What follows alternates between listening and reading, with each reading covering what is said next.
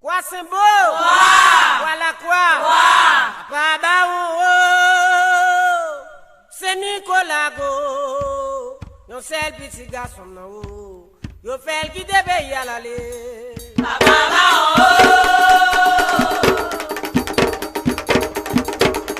C'est Nicolas.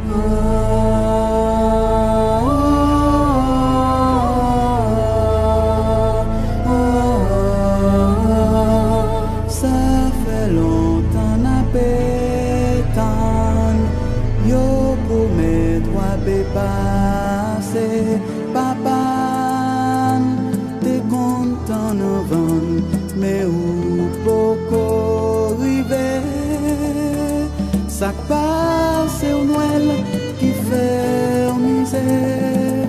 Si vous venez, n'a dit merci, si vous pas venez, n'a dit tant pis, nous bouquetons. Pétan encore, nous bouquetons, nous pas pétan encore.